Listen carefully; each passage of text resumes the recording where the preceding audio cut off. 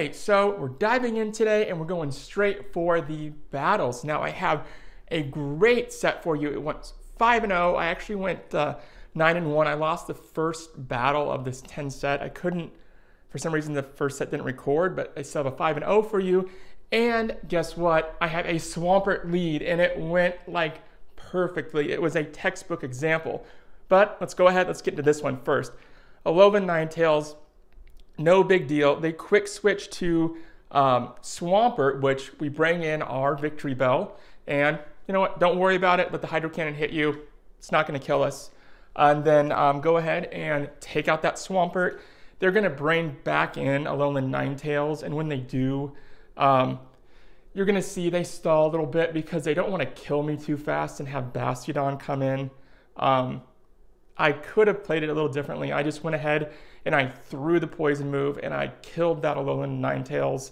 And they brought in their last Pokemon, which was Galarian Stunfisk. And I just said, you know what? It's no big. I could have played it a little differently, but I chose to just end the battle quickly. Because teams like that typically do have Galarian Stunfisk in the back. It's extremely, extremely common. All right, so on to the next battle. Let's do it. All right, so it's us versus a Abomasnow. Starting to see a little bit more Abomasnow, and I'm actually pretty surprised. It's pretty cool. So they switched to Sableye, and so my goal now is to use one shield, do not use a charge move, okay? We're gonna save that charge move for Abomasnow. So go ahead, kill the Sableye, no problem. When Abomasnow comes back in, what we're gonna do here is throw that poison move. That's how important it is to not have Acid Spray and to have Sludge Bomb. Because now Abomasnow, it doesn't matter if it's Shadow, it doesn't matter if it's regular, it's gonna get murdered by it. So, went ahead and we killed the Abomasnow. There's a Lantern that they brought in. We did a good chunk of damage, even with a sliver of health left. And what I did here was I brought in Bastiodon. I could have just brought in Medicham and finished it. I actually don't have a lot of data on Bastiodon, so I wasn't trying to be a jerk here and like, you know, whatever, but I was just trying to figure out how much damage Lantern's gonna do under safe conditions where I have a good counter in the back. So that's all I was trying to do. So yeah, we go ahead, they kill our Bastiodon, we bring in Medicham, we boop him in the nose, and it's over. All right, and now we are on to the next battle, and the next one is gonna be, well, you'll see here in a second. But yeah, it's been a lot of Abomasnow lately, which is kind of crazy. Not a lot, but a good mix. Abomasnow always comes and goes. Gosh, I remember back when Weather Ball was, before it got nerfed, there were quite a few Abomasnows. I used to use Abomasnow in Ultra League, actually. Ultra League all the time. All right, so here we go. Round 3, we have a Lickitung. Now remember, guys, with Lickitung, here's what we're going to do, because I've been getting a lot of questions about it. We always get off 2 Stone Edges. After our second Stone Edge, we decide if we switch or if we stay. If they don't shield either Stone Edge, leave Bastiodon in. If they shield either the first Stone Edge or second Stone Edge, it doesn't matter. If they use a shield, after we get our second Stone Edge off, we switch to Medicham, period. Do not switch after the first Stone Edge if they shield.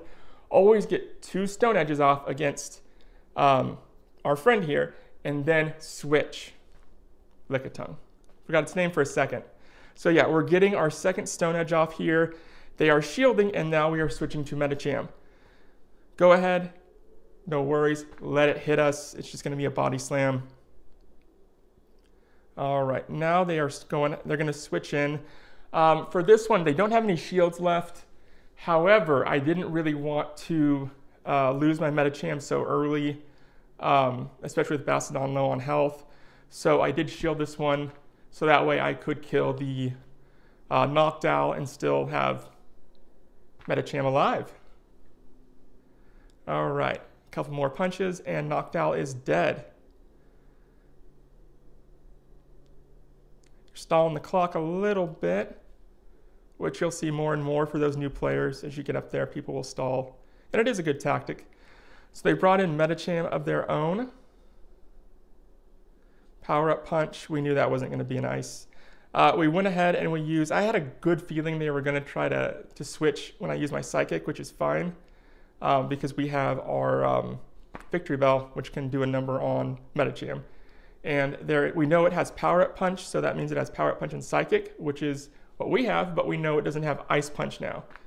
Or it would be very rare to have Ice Punch. So we're gonna go ahead, get that attack off, it's over.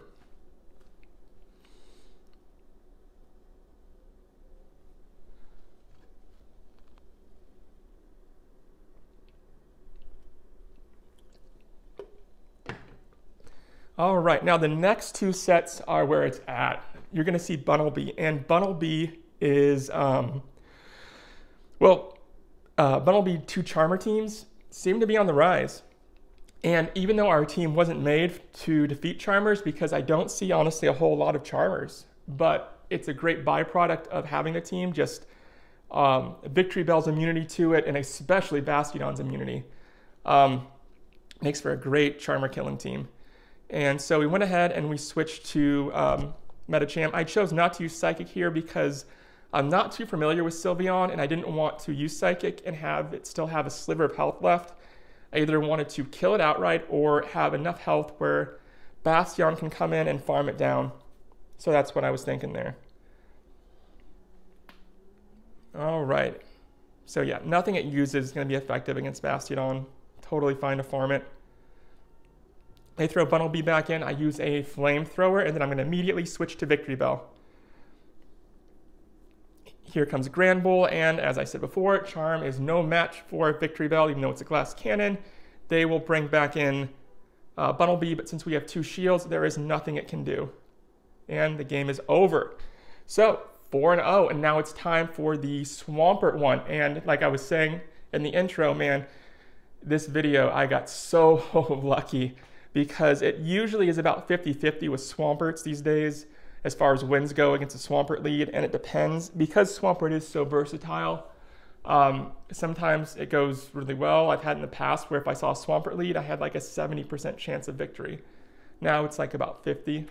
But yeah, and remember at the end, guys, we have to do that boom, boom, that quick switch. You'll see it here in a second once the match actually starts, but it's that quick, right as Bastiodon gets a Stone Edge off, we switch to Victreebel, and it just has to be super, super quick, and it will catch a lot of people off guard just because they'll be looking in the top right corner to see what we're going to throw in, and by then we've already had 1 attack off, and by the time they hit the button to switch, we can usually get a second one.